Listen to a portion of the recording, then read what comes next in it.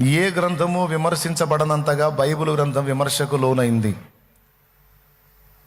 ఎప్పటి నుంచి?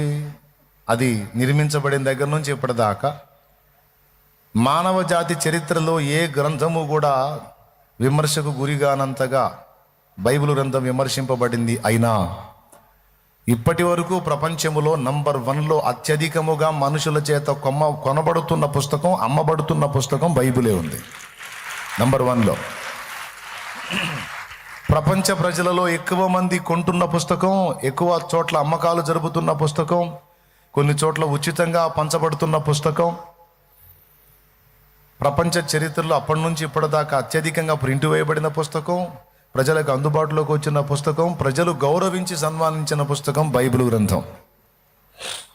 ఇది తిరుగులేదు. నెట్లో సెర్చ్ చేసినా ఈ విషయం వస్తుంది.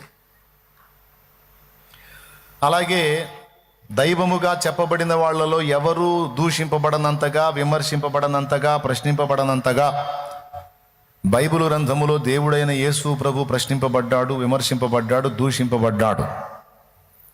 అయినా సరే మానవ జాతి చరిత్రలో అప్పటి నుంచి ఇప్పటిదాకా ప్రభువుని మనం చూసుకుంటే, ప్రభుతో పాటు ఇతరులను కూడా పోల్చి చూసుకుంటే ప్రపంచ ప్రజలందరిలో అత్యధికముగా ఇప్పటికి కూడా గౌరవించి, ప్రేమించి, ప్రార్థించి ఫాలో అవుతున్నటువంటి ప్రప్రథమమైన వ్యక్తి ఎవరు అంటే జీసస్ క్రైస్ట్ అనే వస్తుంది. ప్రభు అయిన యేసు క్రీస్తు అని వస్తుంది.